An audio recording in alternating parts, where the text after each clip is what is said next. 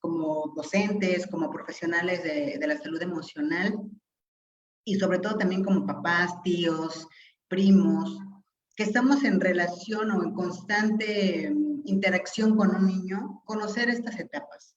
Un niño tiene un desarrollo y también tiene ciertas etapas, que si nosotros nos enfocamos en conocer cada una de ellas, será muchísimo más fácil leer su conducta, entenderlos y empatizar con ellos. Hace tiempo yo leía una imagen que decía claramente que había personas que dicen, a mí no me gusta convivir con niños, no me gustan los niños. Y abajo decía, ¿realmente no te gusta convivir con niños? ¿O es tu poca tolerancia a la frustración o tu conducta o tus traumas no trabajados de la infancia? Y es una realidad. Y por eso el día de hoy me gustaría que iniciar con esta imagen. Recordemos un poco. Me gustaría que todos los aquí presentes recordáramos nuestra última pelea, nuestra última escena de celos, nuestra última frustración, la última vez que llegamos, que los planes no nos salieron como nosotros queríamos. ¿Cómo reaccionamos? ¿Cómo fue que nosotros enfrentamos esa situación de frustración, de ansiedad, de enojo, de angustia, de celos, de miedo a perder al ser amado? ¿Cómo reaccionamos? Me gustaría que trajéramos esa escena ahorita, porque más adelante vamos a hablar de ello, ¿vale? Y será mucho más fácil poder empatizar con un infante después de esa escena que estamos representando ahorita en nuestra mente, de nuestra última pelea, nuestra última escena de celos, nuestra última frustración, que llegué tarde a cierta cita, que perdí la cita, etcétera. Bien. Ahora, ya que estamos recordando, me gustaría también traer ciertos conceptos de la historia que tenemos de la niñez. Si yo les preguntara ahorita, para ti, ¿qué es la infancia o qué es la niñez o qué concepto tienes de lo que es la niñez o la infancia? Podríamos sacar muchísimas conclusiones. Incluso desde el siglo IV se pensaba que los niños eran indefensos, sí, pero que también eran una carga, eran un estorbo. Y tenían niños a diestra y siniestra porque no había un método anticonceptivo, no existía esto de la planificación familiar, y el hecho de que tú quedaras embarazada y tenías un niño era un estorbo. Y así lo plantean algunos autores. Ya en el siglo XV fue que se empezó a conceptualizar como los niños, que los niños son niños malos, que de nacimiento son niños malos porque se tiene un concepto de que los niños son malcriados, que los niños son incontrolables y que tenían que estar al cuidado de alguien y que eran la propiedad de alguien. Se veía al niño como propiedad y eso no estaba tan padre. Ya en el siglo XVI fue que se reconocía como un ser humano, sí, pero un ser humano inacabado. Es decir, que todavía le faltaba algo para ser un ser humano. Y eso tampoco estaba padre, y eso era apenas en el siglo XV. Y en el siglo XVII cambió completamente. Y se empezó a ver a la infancia como ángeles, como seres de bondad. Y entonces pasamos de un extremo a otro, de concebir a un niño como malo a un niño como un ángel. De ahí brincamos al siglo XVIII, que ya se le consideraba como un infante, pero aún tenía una condición, que se consideraba un ser primitivo, es decir, que era un ser que aún no pensaba, que aún no tenía conciencia, y seguíamos en esa traba de no darle valor al infante. Y es hasta el 20 de noviembre de 1989, con la Asociación General de las Naciones Unidas, que se considera ya al niño como un sujeto social, con derechos. Ya es que empiezan a surgir los derechos del niño. Entonces, yo quiero que tengan esa historia presente, porque tal vez nosotros en algún momento también hemos llegado a pensar de que, ay, es un niño, él no entiende la situación, él no entiende que los padres se están separando. No puedo decirle a mi hijo lo que estamos viviendo porque él no lo va a entender. No, sí, él es un ser pensante, es un ser social.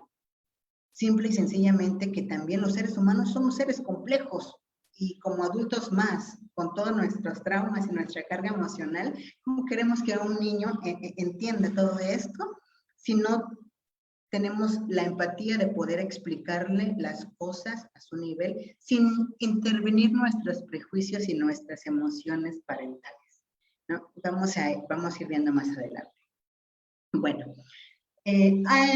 regularmente se piensa que los niños nacen y así son o que nacen con una personalidad. No, los niños no tienen personalidad. La personalidad se va desarrollando, incluso hasta la adolescencia se sigue desarrollando, aunque ya podemos ver algunos rasgos de personalidad, pero no tiene una personalidad conformada. La personalidad lo tiene ya el adulto. Y si habláramos de las etapas de desarrollo, que en la siguiente diapositiva lo vamos a ver, veremos que también está dividida la infancia. Bueno, los niños ya nacen o los bebés ya nacen con un temperamento.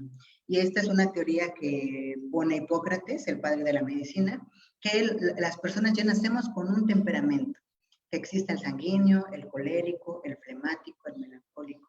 Eso no quiere decir que no tengamos características de uno específicamente, sino que están un poco combinadas, pero uno sobresale por encima de los demás.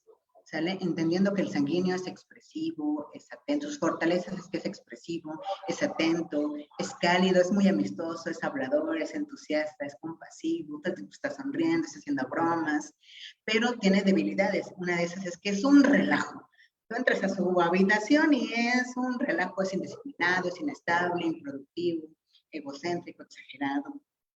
En el melancólico, son niños un poquito más tranquilos, son esos niños que dicen, ay, me saqué la lotería con este niño. Es un dotado, es analítico, es abnegado, es trabajador, es autodisciplinado, tienden a ser muy obedientes, tienden a seguir las reglas, es variado, su debilidad pues es variable, es centrado, es propenso a persecuciones, vengativo, susceptible, teórico, insociable, crítico y en ocasiones es algo negativo. No es como de, necesitas darle fundamentos a él para convencerlo de algo. En cuanto al colérico, estos son fríos, no son emocionales, son impetuosos, dominantes, rencorosos, sarcásticos, insaciables y crueles. Esas son sus debilidades. Sus fortalezas vendrían siendo voluntariosos, independientes, visionarios, prácticos. Son muy productivos, son decididos y tienden a tener liderazgo. Los coléricos. El flemático son niños que pues, regularmente no tienen motivación, son morosos, hay que estarles insistiendo para que, recordándoles las reglas, recordándoles lo que tienen que hacer, tienden a ser egoístas, mezquino, autoprotector, indeciso, cobarde, ansioso, tranquilo, confiable, objetivo. Diplomático, esas son sus fortalezas, es diplomático, es eficaz, es organizado, práctico, es humorista, calmado y plácido, es muy relajado ese tipo de niños flemáticos. Ya que conocemos el temperamento, es importante saber que los bebés ya nacen con el temperamento. Hay niños que desde bebés tú los cargas y son niños que lloran y se ponen rojos, y se la pasan llorando. Ya sabemos que son coléricos. Entonces, el temperamento se muestra desde los primeros mesecitos. Ok, las etapas del desarrollo. Aquí ya tenemos divididas las etapas del desarrollo. La lactancia es del nacimiento a los 2 años de edad, que también entra dentro de la infancia, la lactancia. Y la primera infancia es desde los 2 años hasta la niñez tardía, que es a partir de los 12 años, donde ya comienza la adolescencia. Posteriormente la etapa es la adolescencia y comienza con la pubertad, que es el final de la infancia y el inicio de la adolescencia. Comprende entre los 12 y los 20 años. Y posteriormente ya es la adultez madura y senectud de vejez. En esta ocasión nos vamos a enfocar más en lactantes, infancia y tal vez toquemos la adolescencia, aunque no mucho, porque ya en la adolescencia ya es completamente diferente y de hecho confundir a un adolescente de un niño vendría siendo también invadir sus derechos, porque ya no son unos niños, no son ni adultos ni son niños, y adolecen eso, por eso es adolescencia, adolecen eso, porque ni son niños ni son adultos. Entonces, ¿en dónde quedo? Y bueno, vamos a apartarlos y nos vamos a enfocar en la niñez, en la infancia, en la primera infancia. y un poco en la lactancia para conocer un poco de dónde surge el desarrollo emocional, porque el desarrollo emocional surge desde el día cero, es decir, desde el vientre. Podríamos decir que surge desde el vientre. ¿Cómo? Desde la estabilidad de la mamá, de cómo vive su embarazo. Si es una mamá que vive un embarazo muy estresante, muy seguramente va a tener a un niño ahí flemático o melancólico. Bien. Y también es importante hablar de las teorías del desarrollo y del aprendizaje.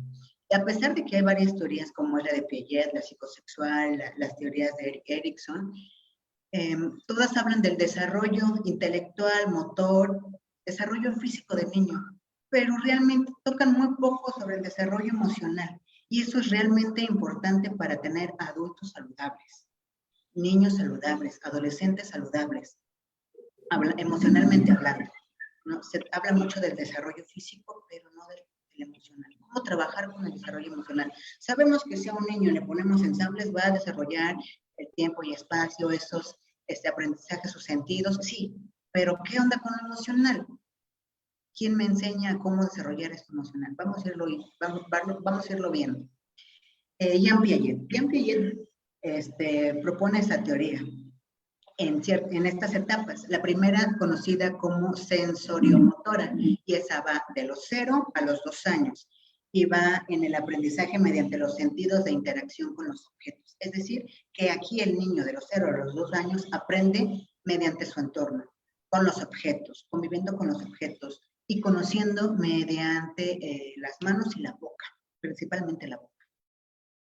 Y después de ahí saltamos a la segunda etapa, que es la preoperacional, de 2 a los 7 años, y ese desarrollo de la función simbólica, lenguaje oral y escrito. De los 2 a los 7 años tenemos un niño que juega, que canta, que baila, que se desarrolla de manera corporal. Su desarrollo motor es lo que de ahí obtiene el aprendizaje.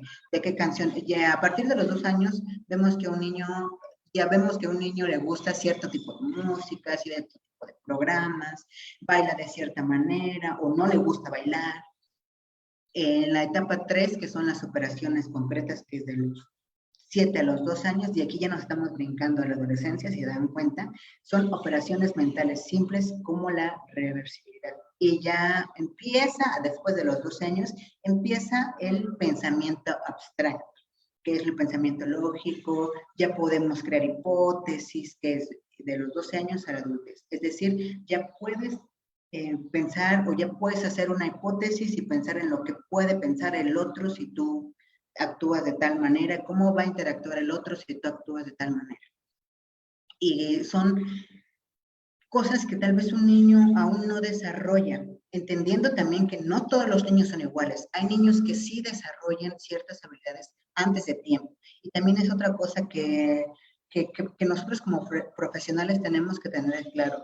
El niño tampoco es que vaya estrictamente siguiendo las normas de desarrollo. Hay niños que desde muy temprana edad ya tienen un discurso de adulto. Dice, ay, caramba, me estoy enfrentando a un adulto en terapia. Y no, hay niños que se desarrollan de manera diferente a temprana edad y también es válido. Tenemos también la teoría de Sigmund Freud. Él habla de las etapas psicosexuales. Aquí hablaremos de la oral, anal, fálica y la de latencia. Ya la genital, pues ya ahí nuevamente ya estamos iniciando la pubertad. En la oral es desde el nacimiento de los 0 a los 18 meses. Y la principal fuente del bebé es la de succionar, morder y alimentarse, ¿no? Todo el placer está en la boca, en la fase oral. Y Sigmund Freud dice que los niños que no cubren con esa etapa tienden a tener problemas de adicciones, adicción al tabaco, al consumo de drogas, a la satisfacción mediante el sexo oral. En la etapa anal de los 12 a los 18 meses y a los 3 años, se abarca hasta los 3 años, hablamos de este control de esfínteres, que el niño siente placer en las deposiciones, es decir, al detener o al expulsar sus heces fecales. Y de ahí es que el niño comienza a saber que tiene control mediante su entorno, mediante su cuerpo. Y tiene el control, y ahí empieza su satisfacción. él ya empieza a ser autónomo y empieza a tener conciencia de que puede controlar ciertas cosas, ¿no? Y justamente esa etapa, la etapa anal, de los 12 a 18, a los 3 años, se podría decir que es de las etapas más fuertes del berrinche, porque tenemos a niños que les encanta la palabra no. Son niños que empiezan a conocer que son autónomos y que pueden tener decisión y que la palabra no tiene poder ante las papás. Y empiezan a percibir su reacción, que tienen la capacidad de hacer enojar a papás. No lo hacen con la intención de hacer enojar. No, muchos piensan, es que ese niño te está manipulando. No, los niños aún no tienen esa necesidad de manipularlo. No, ellos están probando sus límites, es decir, hasta dónde yo como niño puedo llegar. Ya depende de ti como adulto permitir ese límite. La fálica, que es de 3 a 6 años.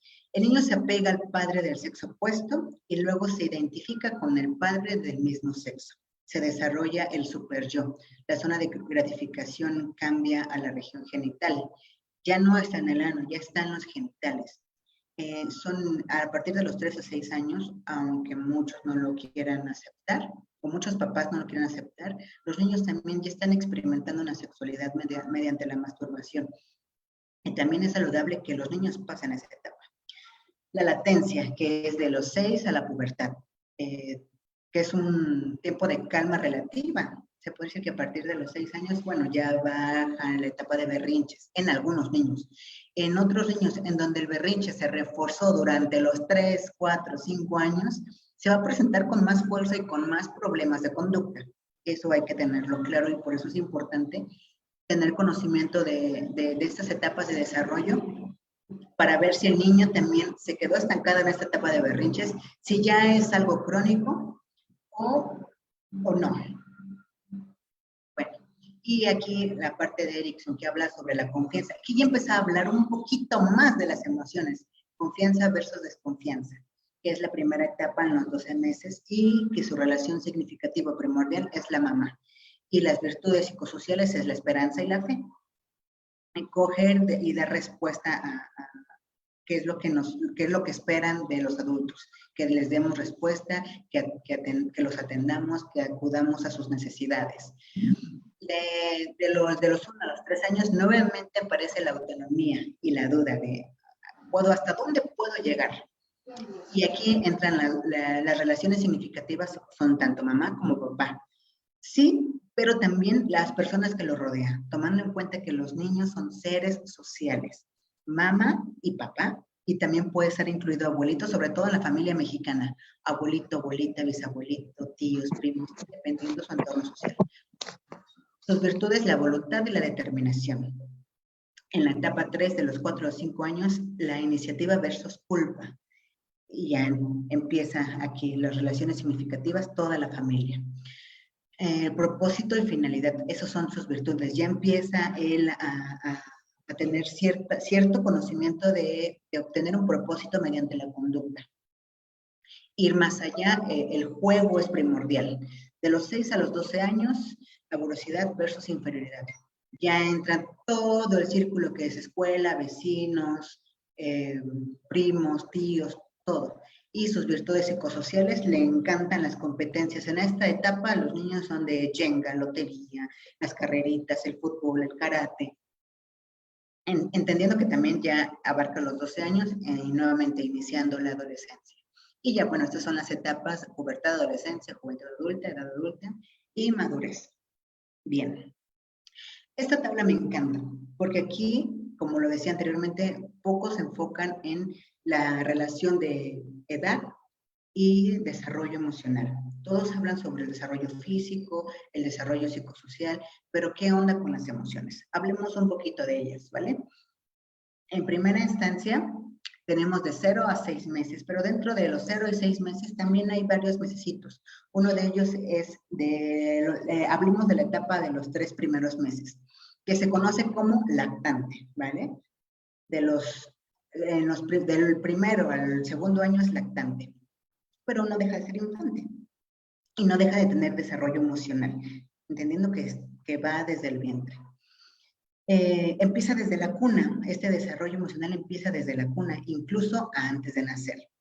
En el momento en el que nace el bebé requiere de protección y atención sobre la protección de la vida y sobre el peligro, que son los primeros días. Un bebé nace y requiere de todo nuestro cuidado. Los cuidados básicos como son la higiene, la alimentación, el sueño principalmente, entendiendo que actualmente el sueño ya es un derecho del niño. Es decir, si un niño duerme, el que tú lo despiertes ya estás violando su derecho y eso es importante también que lo sepamos. Y la exploración de su entorno físico en los primeros meses. Ay, ya me pasé. Ay, ya. Entendiendo que, escalado tengo el mouse, entendiendo que en los primeros meses el niño también tiene este desarrollo emocional, hay que tener claro que a pesar de ser muy pequeñito, el niño ya empieza a desarrollar sus emociones mediante gritos. Inician de manera instintiva, de manera explosiva, y posteriormente lo va relacionando a que hay una respuesta por parte de sus cuidadores. Y entonces, una vez que inicia como explosivo el grito, después se vuelve un mecanismo de comunicación. Es decir, ya no lloro porque solo tengo frío, ya lloro porque también tengo hambre y ya sé que cuando lloro me dan el alimento. Incluso el llanto ya es considerado una señal tardía de un bebé al momento de pedir la Biblia, o la teta, o el biberón, dependiendo del tipo de alimentación que esté llevando tu bebé. Hay señales que los niños dan incluso antes del llanto para pedir alimento, como es llevarse las manos a la boca, y volvemos a la interacción social. Ya se lleva la mano a la boca. Los niños regularmente cuando nacen hasta cierto punto quietecito, depende de su temperamento, pero en el momento en que ya empiezan con movimientos de los brazos, entonces ya es una señal de que ya está iniciando con hambre y regularmente es constante. Hay niños que cada media hora hay que estarles dando la teta. Anteriormente se decía que cada 3 horas. Ahora está esto de la libre demanda, en fin. Y todos esos conceptos son los que van desarrollando su inteligencia emocional desde los 0 meses, imagínense. De ahí pasamos a los 4 meses, que se desarrolla ya la rabia y el disgusto. Y a los 4 meses el niño ya empieza a expresar su rabia y su disgusto. Distingue las caras de las personas, de sus cuidadores, ya distingue el tono de voz, percibe la alegría, la tristeza y también el enfado desde los 4 meses. De ahí brincamos de los 6 a los 7 meses, el niño ya reacciona con tensión y con miedo. Es decir, como ya reconoce a sus figuras parentales, y cuando se aparece un rostro nuevo que quiere cargarlo, si él no quiere ser cargado por él, ya siente la tensión y ya siente el miedo. El miedo a adultos extraños. La ansiedad y el miedo a la separación de mamá también ya se ven reflejados entre los 6 y los 7 meses. De ahí brincamos a los 8 meses. A los 8 meses el niño ya empieza a bromear. ¿De qué manera? No sé si han visto ese clásico de la era del hielo de ¿dónde está bebé? Aquí está. Entonces ellos ya empiezan a bromear de esa manera y se ríen. Y la risa es natural, es una de las emociones primarias también, la alegría, la risa. Ya empieza a experimentarla. Imagínense, si nos regresamos al siglo IV, en ese entonces que se pensaba que un niño era un estorbo, y brincamos a la actualidad, en donde vemos que el niño ya tiene la capacidad de bromear a sus 8 meses. Es un abismo, de verdad. A los 9 meses, el niño sigue expresando la alegría, el disgusto, la rabia y el reconocimiento emocional. El niño ya empieza a reconocer cuando mamá está ansiosa, cuando mamá ya está cansada, cuando mamá ya perdió la paciencia, o cuando papá viene cansado. E incluso los niños perciben esas emociones. Hay estudios en donde entran personas a un lugar y son agresivas con otra persona y los niños muestran rechazo a esa persona que presenta agresión para con las otras personas. Entonces es un estudio muy interesante. Si lo encuentro después se lo paso a Irene, no recuerdo ahorita el nombre de ese estudio, es un experimento y está documentado con videos de cómo el niño ya logra percibir el rechazo de esas personas que están ejerciendo violencia entre otras personas. A los 12 meses, ya entramos a los 12 meses, ya conoce expresiones ya se relaciona con otras personas mediante expresiones emocionales. Y ya funciona como espejo, de si tú me ríes, yo te respondo con otra respuesta. Si tú me haces puñito, yo te hago puñito también. Si tú dices chócalas, ya empiezo también a interactuar de manera emocional con otra persona.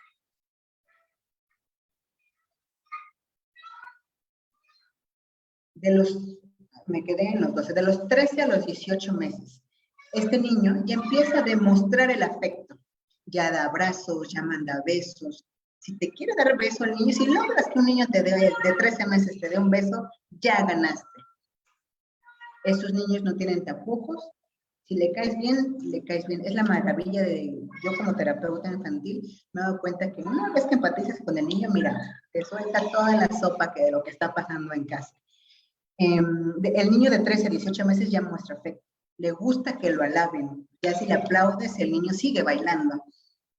A los 15 meses aparecen ya los celos, el narcisismo, la ansiedad, la confianza en el mismo. Ya son niños un poquito más orgullosos y ya se presenta la frustración a partir de los 15 meses. Y ¡pum!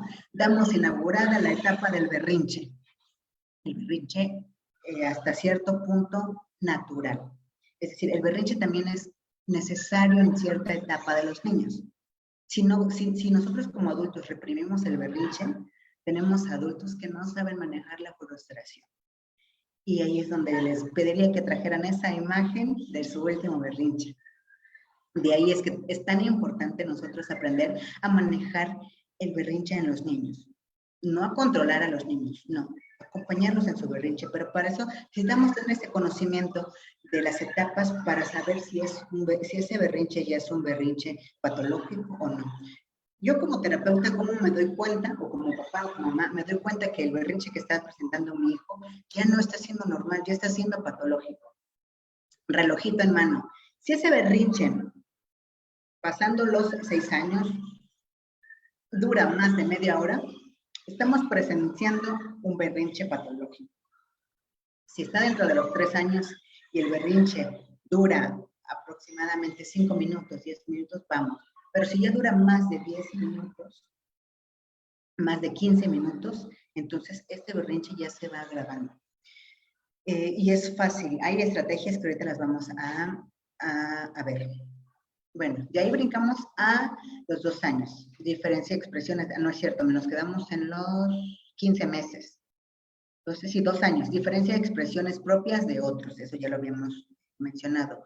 Comprende relación, emoción y situación. Es decir, que el niño ya sabe que si expresa cierto disgusto en cierta situación, va a pasar probablemente alguna situación o los papás van a acudir a él o los papás puede que sí le otorguen lo que él está pidiendo mediante esa situación. Ya sabe que si salen a las compras y pasan por cierto lugar, el niño ya tiene la capacidad de pedir, señalar y exigirle a papá ciertas cosas. Ya entiende de la emoción situación. Y ya comienza, después de entre los 2 años y 3 años, la relación de deseo-emoción. Quiero esto, quiero esto, quiero esto, y si no me lo das, lloro. Los 4 años. Reconoce y nombra emociones. De los 4 a los 6 años ya reconoce y nombra emociones. Va ampliando vocabulario emocional. Para esto también es importante que nosotros vayamos enseñándole y mostrándole cómo se percibe cada emoción. Porque me he encontrado también con niños con 6 años que no tienen ese nombramiento de las emociones, aún no las reconocen. Saben que las experimentan, saben que están enojados, saben que están tristes, pero no saben cómo se siente a una emoción o cómo percibirla en su propio cuerpo. No le ponen nombre, no le ponen momento, no le ponen identidad, aún no le reconocen. Saben que existen ellos porque la han experimentado, pero aún no le ponen nombre. De ahí hay que, en terapia sí ya podemos trabajar de los 4 años a los 6 años de inteligencia emocional, empezando con el reconocimiento emocional. 4 años a 5 determinan más razones emocionales. Necesito 20 minutos tenemos. Relación, deseo, emoción, de los 3 años, 4 años, ya me perdí. 4 años, pensamientos más relevantes que situaciones. Manejo de voluntad y las emociones comienzan a regularlas a partir de entre los 4 y 5 años, es decir, regulación emocional. Entendemos qué es lo que regulación emocional, qué es lo que es regulación emocional. No es lo mismo que control. El control es, ¿cómo podríamos ponerlo? Manejarlo a tu diestra y siniestra, y no. El niño no tiene la capacidad de estar enojado cuando tiene que estar enojado, de estar feliz cuando tiene que estar feliz. No, el niño no tiene control, pero sí empieza a regular. ¿Qué quiere decir eso? Que si el niño despertó su enojo, ya tiene la capacidad de poco a poco irlo bajando. Y eso va a depender de nosotros como adultos, la oportunidad que le demos del acompañamiento para que él pueda regular esa emoción. Bien, ya de los 6 años conoce reglas sociales, expresividad emocional y comportamiento adecuado. Hasta los 6 años y 7 años. Entonces, si tú le pides a un niño de 5 años, cállate, siéntate, porque estamos en la iglesia, no lo va a comprender, porque eso lo desarrollan a los 6 años. Empieza a conocer las reglas sociales. Y eso, si nosotros como adultos vimos las reglas claramente. Si no, nada. Porque el niño constantemente va a buscar romper las reglas. El origen del berrinche. Entramos a la interacción, a cómo se maneja el berrinche. El berrinche tiene ciertos orígenes, y uno de ellos son las necesidades básicas. La modulación de los berrinches suele darse en una determinada etapa del niño, que ya lo habíamos dicho, que es de los 18 a los 3 años la más grave. Y pueden comenzar por necesidades básicas, y esas son el sueño, el hambre, por enfermedad o por ganas de ir al baño. Si las necesidades básicas no están saciadas, muy seguramente el niño te va a prestar el berrinche. Tal vez no es que esté un niño berrinchudo, tal vez tenemos a un niño que no está bien nutrido, tenemos a un niño que no durmió bien la noche pasada, un niño que aún no controla los esfínteres o que ya tiene ganas de ir al baño y no hay dónde ir porque también ya empieza a desarrollar un poco la vergüenza y no puede estar haciendo en cualquier lado. Entonces, él necesita su intimidad, su bañito, para poder hacer feliz el baño. Los malos hábitos del sueño. O duermen muy tarde, o duermen con televisión, no hay horarios establecidos y no tienen espacio propio dependiendo de su edad. Aquí ya estamos hablando de un niño de 3 años y que ya comenzaríamos a trabajar la separación de dormir con papás. Si el niño tiene 4 años, no lo critico, cada quien, hay muchos estilos de crianza, pero entender que podemos estar dando pie a que esté desarrollando malos hábitos, en donde si mamá está viendo tele a las 10 de la noche, el niño va a seguir despierto. Si el niño duerme muy tarde, si duerme con televisión, si no hay horarios establecidos y no tiene un espacio propio. Es importante que cuando el niño nos llega a terapia, de primera instancia, abarquemos esto. Si el niño tiene, qué tipo de hábitos, si tiene buenos hábitos, si tiene malos hábitos. Y qué tanta actividad física está teniendo ese niño. Porque un niño con energía sobrada es un niño con mucha actividad que fácilmente recurre al berrinche porque tiene mucha energía para hacer berrinche. Poco tiempo de juego con el niño. Recordemos que los niños son seres sociales, como ya lo habíamos dicho en las primeras diapositivas. Entonces, si tenemos a un niño que casi no juega con papás, entonces va a ser un niño con un sentimiento de abandono y nuevamente es muy fácil que se desate el berrinche.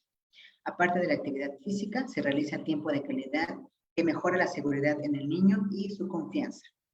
El exceso de exposición a pantallas que está muy de moda en la actualidad. Y con esto de la pandemia, miren, tenemos a niños ya con ansiedad desarrollada gracias a las pantallas. No satanizo las pantallas, pero sí hay una gran afección. Incluso ya me están llegando a consulta niños con problemas graves de conducta, sobre todo de lenguaje, niños de 3, 4 años que aún no están hablando. ¿Por qué? Porque todo el tiempo se la pasan en la pantalla, haciendo sweet pop en la pantalla, y ya no tienen la necesidad de interactuar porque todo lo tienen mediante una pantalla. Si quieren saber cómo ladra un perro, en la pantalla. Si quieren saber cómo es una granja, en la pantalla. Si quieren saber cómo es otro país, en la pantalla. Si quieren escuchar lo que quieren escuchar a la hora que lo quieren escuchar, mediante la pantalla. Ya no tienen la necesidad de asomarse a la ventana a ver que el perrito está pasando, porque lo pueden ver desde la pantalla. Y ya no tienen la necesidad de interactuar y de pedirle a mamá que les abra la puerta porque quiere ir a ver el perro. Entonces, eso está atrofiando su lenguaje también. Los cambios drásticos también facilitan a que el niño desarrolle un berrinche. Es decir, si salimos a un lugar y ya es noche y el niño requiere su cama, pero no la está teniendo un cambio drástico donde ya tengo sueño, pero no tengo mi cama, va a ser muy fácil que desarrolle el berrinche. Si hubo un cambio de ciudad, si hay un cambio de escuela, si hay un cambio de ambiente, si ahorita tiene papá y de repente, pum, ya se fue, ya desapareció, ya no lo ve, es un cambio drástico y muy probablemente tapía que el niño fácilmente caiga en un berrinche. Ahora, el clima familiar. Regularmente niños con berrinches graves están inmersos en un clima conflictivo.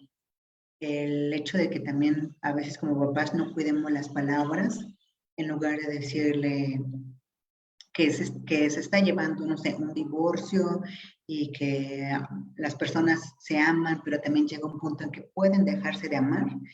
En lugar de explicarles al niño, le dicen, es que tu papá nos abandonó, le importó su otra familia. Y entonces eso, las palabras que no cuidamos y las expresamos tal cual al niño, también generan conflictos familiares, baja autoestima en el niño que van a desencadenar también ciertos berrinches. ¿Por qué? Porque la base del berrinche es la frustración, un sentimiento de frustración. La desautorización, ser un mal ejemplo para el niño, complacer en todo el niño, o sea, todo lo contrario. Yo le demuestro mi amor y trato de sanar mis culpas mediante la complacencia de todo lo que él me pida. Problemas para decirle no al niño, conductas que refuerzan el berrinche. ¿Cuáles son esas conductas que refuerzan el berrinche? El atender lo que él está pidiendo. Si el niño te pide el dulce, pero el niño no debe comer dulce a cierta hora de la noche, o cierto que los niños no deberían de comer dulces, y él lo pide, y con tal de que el niño se calle y tú le das el dulce, estás reforzando el berrinche. No ser claros con las reglas. Si tú le dices al niño, hasta aquí, y el niño va a intentar negociar contigo, pero tantito, mamá, nada más poquito, poquito, dices, bueno, no está siendo clara en los límites. Tampoco puede ser como tan hermética, pero si tú ya diste ya pusiste un límite, es contraproducente que siempre, siempre, siempre, siempre, siempre, siempre rompas tú misma ese propio límite que tú pusiste, porque entonces te estás restando autoridad ante el propio niño. Y como terapeutas también es importante hacerle saber al niño que dentro del consultorio hay límites. Uno de los límites que yo tiendo a poner en el consultorio es, papá y mamá están allá afuera, se quedan afuera. Obviamente también depende del motivo. Tengo niños que ya llegan con fobias desarrolladas y que le tienen miedo a las puertas cerradas. Bueno, vamos a tener la terapia con puerta abierta, pero papás van a estar afuera. Aquí no entra papá. Y darle al niño la regla de que la autoridad ahí eres tú, pero que eres una autoridad consciente y que no utilizarías ese poder en su contra. Ser impacientes también. En eso de no ser claros, también es importante que no sea un ejemplo. Vamos a jugar 10 minutos. Si tú dijiste que son 10 minutos, van a jugar 10 minutos. También entendiendo y tomando en cuenta que los niños a cierta edad no tienen el desarrollo de tiempo y espacio. Es decir, para ellos un minuto no tiene sentido porque no tienen conocimiento de cuánto dura un minuto aún. Todavía lo están desarrollando dependiendo de la edad. Dar las cosas por entendidas. Pásamela esa cosa de la de esa. Te dije que ahí estaba. Tenemos que ser claros y no cumplir con lo que se promete también. Ay, al ratito te lo compro y entre las prisas se nos olvidó. Darle prioridad a eso que prometemos. Es necesario cumplirlo. Si tú en terapia le dijiste al niño, mañana hablaremos o en la siguiente sesión me gustaría que tocáramos ese tema y te voy a presentar un libro de dinosaurios. Recuerda llevar el libro de dinosaurios, terapeuta, porque es importante. Si no, ese trabajo que ya hiciste con el niño en terapia se viene abajo. Leti, 10 minutos. Sí, claro, ya estamos terminando. Y tips para poner en práctica. Ya estamos con los tips. Evitar las cosas que se van a contar, que van en contra de la naturaleza del niño. No puedes tener a un niño completamente quieto si su naturaleza es ser enérgico. Estará en constante entrenamiento de equilibrio emocional, de ir aprendiendo de lo que es correcto y lo que es incorrecto. Y esas normas se las vamos a dar nosotros como adultos. Ahora, nosotros también podemos establecer o decir o darle el mensaje al niño, entendiendo que ellos ya tienen la capacidad de percibir las emociones, con nuestro rostro, hacerles saber lo que está permitido y lo que no está permitido dentro de nuestra norma social, ya sea dentro del consultorio o en el ámbito familiar, ¿no? Tenemos que llenar a los papás de esas estrategias de, tú también tienes cierto poder con la mirada, pero también es importante ser congruente con el establecimiento de límites antes de pasar a las miradas. Si no eres congruente con el establecimiento de límites, las miradas o la expresión facial no te va a funcionar con este niño. No prestar demasiada atención a la hora del berrinche. En este punto también quisiera hacer énfasis, porque el no prestar demasiada atención no quiere decir que lo ignores, que es diferente. No prestar demasiada atención es, ok, estoy en la habitación, el niño está haciendo berrinche, estoy al lado de él, estoy vigilando que no se lastime, pero no es que lo deje encerrado en el cuarto y me vaya y regreso ya que terminé el berrinche. No, lo acompañamos en el berrinche. Anticiparse a la situación.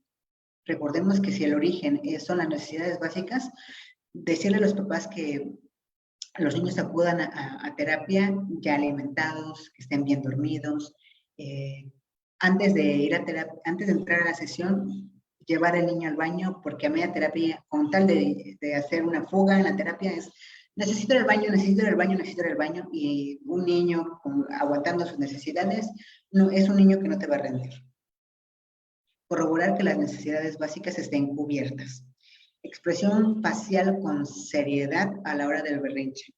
Porque en ocasiones es, no, no hagas eso, no lo hagas. Pero si nos estamos riendo, entonces es contraproducente y el mensaje no es claro y el niño no va a percibir el límite. Hablar con firmeza y sin enojo. El que se enoja, pierde. Tengan eso claro, el que se enoja, pierde.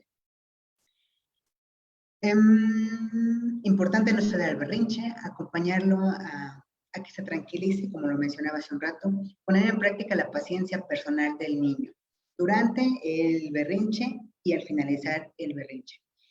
Con esto aprenderá a confiar que en el momento correcto llegará y que la conducta de él no define su amor por él o la atención que tú como terapeuta, la confianza que tú como terapeuta estás depositando en él. El hecho de que él haga un berrinche no cambia el concepto, o no debería cambiar el concepto que tenemos de ellos. ¿Ok? Paciencia, paciencia, paciencia y más paciencia con los niños. Estrategias, tiempo fuera. ¿Cómo se maneja el tiempo fuera? El niño está haciendo berrinche, lo quitamos de de cualquier escenario que tenga público. Tiempo fuera, agarro al niño, tengo más fuerza que el niño, me lo cargo y es el niño y yo como adulto. Esto es principalmente para papás que tenemos, como psicólogos, podemos enseñarle a papás el tiempo fuera es quito al niño de público porque es más fácil que el niño tenga más intensidad en el berrinche cuando tiene público, porque sabe y puede percibir esa emoción de vergüenza en el papá o en la mamá. Entonces le quitamos público a un cuarto, a una habitación o a un lugar apartado de todos y ahí esperamos y acompañamos a que se tranquilice. Ese es el tiempo fuera. El abrazo de contención, este es muy funcional y sobre todo con niños con hiperactividad, en donde el berrinche está muy agravado. Recordemos, nosotros como adultos tenemos más fuerza que el niño. La intención nunca es lastimarlo, la intención es poner la suficientemente presión de manera en que demos apoyo a esa circulación sanguínea que logre, y eso es un apoyo para que el niño logre tranquilizarse. Conforme el niño va regulando su emoción, nosotros vamos relajando también el cuerpo. Y es una manera de comunicar, que es el primer desarrollo emocional que tiene el niño, el contacto, recordémoslo. El niño, a partir de su entorno y de lo físico, es el primer lenguaje emocional que él desarrolla y es el que vamos a poner en práctica en el abrazo de contención. Abrazamos pierna y acompañamos.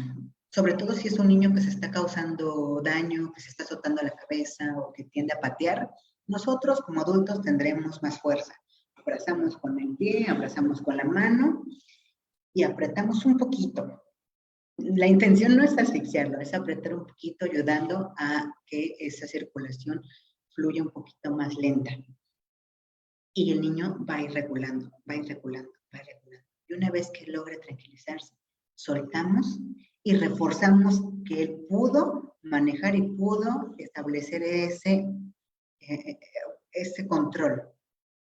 Ya ves cómo si puedes regular esa emoción. Entiendo que en esta ocasión te hayas sentido frustrado y es como le enseñamos los nombres de las emociones.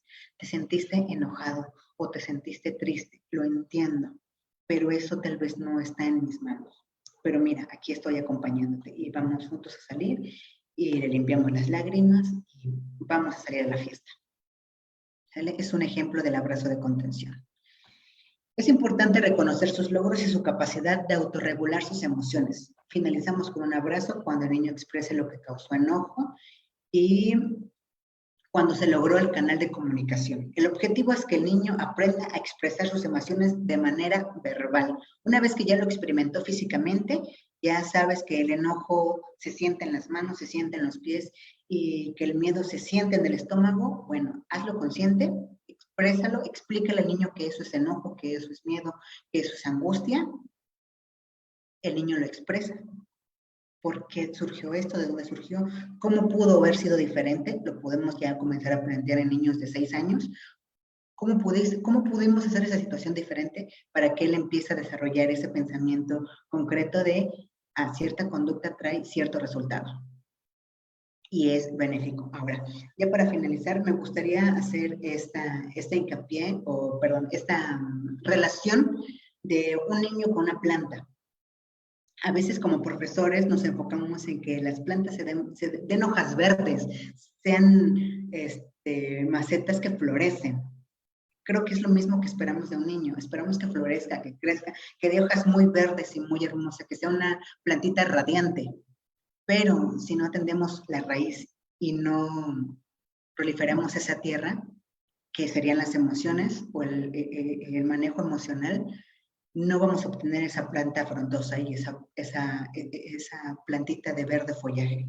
Y me gustaría que nos lleváramos esta relación a la hora de trabajar a un niño, tener en cuenta que estamos trabajando con otro ser humano que a futuro va a ser un adulto. Tengamos paciencia y empaticemos con nuestros niños. Por mi parte es todo. Muchas gracias por la atención. Wow, mucho que pensar nos dejas, mi querida Leti. Bastante interesante la ponencia y bastante interesante todo esto que nosotros pues podemos llegar a omitir, ¿no? Tanto como terapeutas, como padres, me parece que es bastante interesante. Tienes una pregunta por aquí, Leti, en Facebook. Nos dice Leti, ¿a qué edad es favorable que el niño duerma solo? Te preguntan por ahí. Ok, va a depender mucho del tipo de crianza que estés teniendo. Actualmente está esto de la crianza respetuosa y digamos que en este tipo de crianza el niño define en qué momento él puede ser que decida o que se sienta seguro de vivir solo. En lo personal, yo como terapeuta considero, más bien con lo personal, sino de acuerdo a las dificultades que se han presentando, considero que después de los 3 años o ya que el niño empieza a ser un poquito más independiente, tomando en cuenta que no todos los niños desarrollan la misma seguridad, porque no todos tienen las mismas características o el mismo temperamento. Hay niños mucho más seguros, hay niños un poquito más inseguros que hay que acompañar, pero sin reforzar. Entonces, hay estrategias. Más bien aquí yo cambiaría la respuesta o la pregunta a ¿qué puedo hacer para que el niño pueda dormir solo? Entendió que a partir de los 3 años el niño ya puede dormir solo. Es importante también que enseñemos al niño a bajar de la cama y le demos, recordemos que es un niño y le demos las herramientas para que él pueda ser independiente. No voy a poner a un niño de 3 años a dormir solo si la cama mide 1,5 metros o si es una litera. Entonces, brindarle las herramientas para que el niño al despertar pueda bajarse cómodamente sin poner en riesgo su integridad.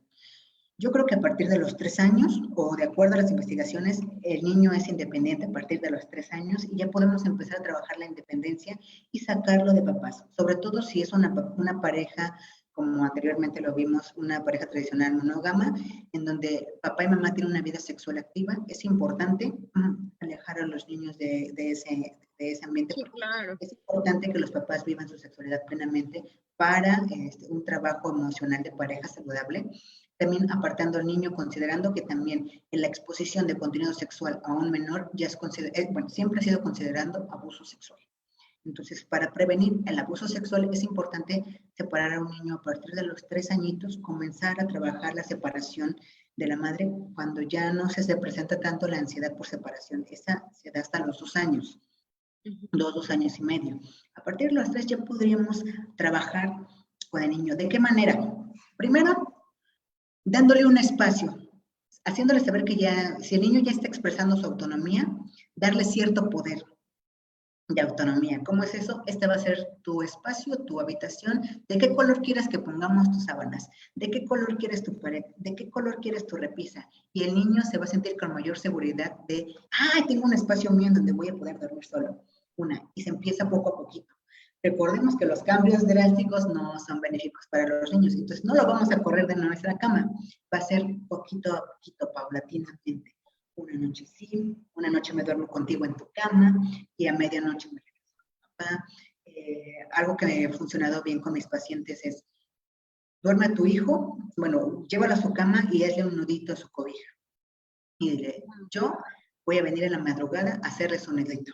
Entonces el niño se duerme y en cuanto se duerme, desatas el nudito para que cuando el niño se llegue a despertar sepa que mamá fue en la madrugada, aunque tú estuviste en tu cuarto durmiendo. No es mentirle, pero es una herramienta para que él pueda hacer su separación saludable. Llevarlo a dormir, arroparlo, contarle cuentos, elogiarle. Recordemos que a partir de los 3 años están en la etapa más narcisista. Elogiarle que ya es un niño grande y que ya duerme solo y que lo vas a presumirlo ante sus tíos. Ay, mi hijo ya duerme solito y vieras qué bien ronca. Que tú vas a verlo cuando está dormido, que está seguro en su habitación y que está en su lugar seguro y que sobre todo que está en su lugar que es de él. No sé si cumplí con la respuesta. A mí me parece que sí. Te voy a leer otra pregunta que nos tienen por aquí. Por el tiempo, pues ya no vamos a alcanzar a leer todas las preguntas, pero a lo mejor por ahí pudieses dejarnos tu contacto para que pues ahí hagan sus cuestionamientos. Dice, aquí pueden también, pueden contactarme en redes sociales y con todo gusto. Listo. Muchas gracias. Dice, ¿cuál es el tiempo normal o aceptable de berrinche para niños menores de 5 años?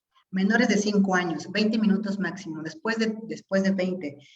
Y pasando los 30 ya es, vámonos a trabajar en terapia y a indagar qué está pasando en nuestro sistema familiar. No es que el niño vaya a terapia.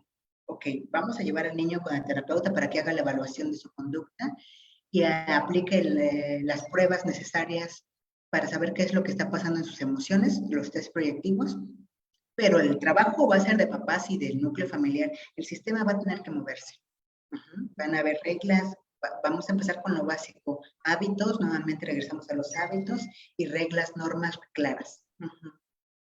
Ok, muchas gracias, Leti. Y por último, dice, siendo docente y psicólogo, ¿qué tan contraproducente es que tú canalices a tu propio alumnado? Yo digo que muy bueno, ¿no? Muy bueno, sí.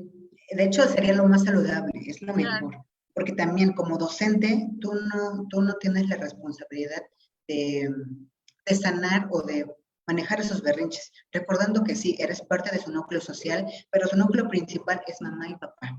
Lo que sí es importante como tener el tacto, la empatía y la sensibilidad para poder canalizar a esos niños, ¿no? Entendiendo que los papás en ocasiones cuando les decimos, necesito terapia, señor, se sienten culpables y se sienten juzgados. Entonces, es buscar una estrategia empática de, oiga, yo considero que esto puede ser manejable y esto lo viven muchos niños y podemos hacer esto. Acudí a psicointegrales a una ponencia y miren, hay solución, hay técnicas. Podemos recomendar libros, De hecho, dentro de la bibliografía está Fábrica de Delincuentes, La crianza como base de la salud mental, Concepciones de la infancia, Auxilio, mi hijo no trae manual. Son libros que pueden ayudar a, una, identificar con qué estilo de crianza primero como adultos fuimos criados, porque eso determina el tipo de adultos que somos al momento de criar. Y de ahí elegir y conocer los tipos de crianza que existen y elegir y podemos combinar estilos de crianza de acuerdo a nuestras necesidades y de acuerdo a nuestro círculo social y a nuestro sistema familiar. Y nuestra creencia, ¿no, Leti? Nuestras creencias también, sí, porque no es lo mismo la creencia de una familia religiosa a una agnóstica. También tiene mucho que ver. Y como terapeutas también tenemos que respetar esas creencias. Nos dicen que si puedes poner tu bibliografía otra vez para que ahí yo creo que le van a tomar una fotito. Pues yo creo que muy interesante este tema. Yo admiro mucho la labor que ustedes como psicólogos infantiles hacen. Yo me retiré hace algunos años de esa práctica. Ahora atiendo únicamente adultos porque la verdad creo que es bastante interesante, mucho trabajo y mucho proceso de psicoeducación también. Entonces, pues muchas felicidades, Leti, qué bueno que sigues en estas andadas y qué bueno que nos reencontramos en este tipo de momentos y en este tipo de foros. Muchísimas gracias por tu participación. Gracias a ti.